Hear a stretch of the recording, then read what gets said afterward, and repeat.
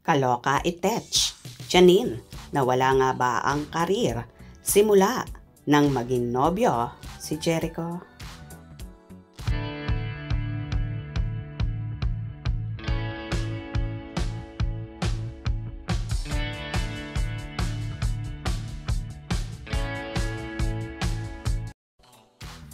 Kaloka na talaga ang mga balitang lumalabas at tila di ko kinakaya ito.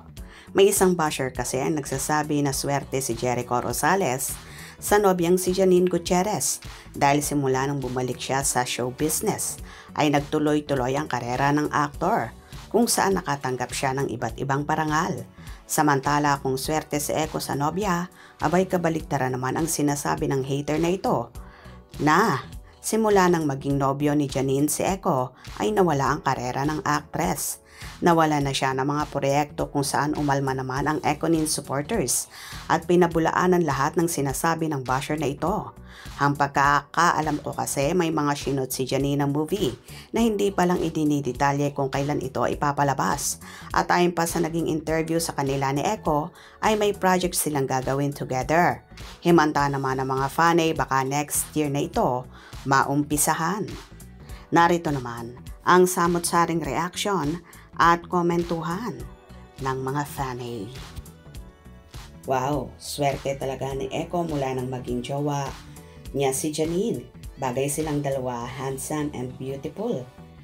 Bagay nilang maging modelo, maganda silang tingnan na dalawa kahit anong ipasuot nila sa kanila. Akmang-akma sa mga katawan nila, bagay na bagay sa kanila. Sila ang tunay na modelo sa showbiz industry. Bagay lahat ng pinasusuot nilang damit sa kanila. Fit na fit sa kanila dahil mahusay silang magdala ng damit. Maganda at gwapo ang katulad nilang dalawa. Congratulations mga idol, the best Econin. Pretty Janine looks like Selena Gomez. The real life couple Econin. Syempre sad pa siya until now dahil sa yaya niya. Bagay talaga sila, sana kayo na. Congrats Eco, gwapo at maganda. San ka pa? Love is in the air, keep on blooming. So, as your career, good job. Congrats to both of you. Love it, this love team, bagay na bagay. Sa mga mahilig mang bash, mamatay kayo sa inggit. Hindi naman kayo kilala ni Eco at Janine. Ako 20 years ko nang nakaharap at nakakausap si Eco. Janine's 2 beses ko pang nakakaharap at nakausap ng personal. Kaya sa mahilig mang bash, hindi naman kayo supporter ng dalawa, magsitigil kayo at baka karmahin kayo sa mga ginagawa nyo. Mamatay ka rin kung ayaw mong balikan, huwag kang magsimula ng gulo. Wow, 20 years, o talaga lang. So alam mo lahat ng dumaang babae sa kanya, pati yung asawa niya. Liw ba? Si Janine, tamang buntot na lang sa lalaki niya. Paano kasi? Walang ganap. Haggard na mukha ni Janine. Pantay ang pisngi at ilong. Ganda nga eh. San kaya ang mata mo? Nagsalita ang mukhang gorilya. Baka ang nagsabi nakapilter. Ha ha ha ha. Korea profile, Africa sa personal.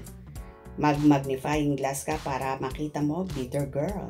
Parang duling ang isa niyang mata. Tumingin siya tapos ang matured na niya talagang tingnan ang katawan niya ngayon. Parang may anak na. Nakakabilib ka din, abang ka talaga sa ganap ni Janine. Lahat na lang nakita mo. Para ma-comment, wag mo na kasing tingnan kasi inggit ka lang. Ang mag-ama, nagsama na naman. Tumanda ba rin si Janine? Umahabol na siya sa tatay niya. Nawala na ang karir niya. Bumaba na talaga since she was frustrated with this man. After niya basa, cold hilaw ngiti niya. Halata siya affected. Just my opinion, baka next year, kalabuan na yan. Sila feeling ko lang. Opinion ko lang. Grabe naman talaga ang basher na ito. At pasalamat na lang tayo dahil deadma sila Eco at Janine. Ang importante nagmamahalan sila, masaya at wala silang inaapakang tao sa paligid nila. Kaya no cover ang Econin sa mga pambabash na ibinabato sa kanila. Kung nagustuhan nyo ang video na ito, comment down below.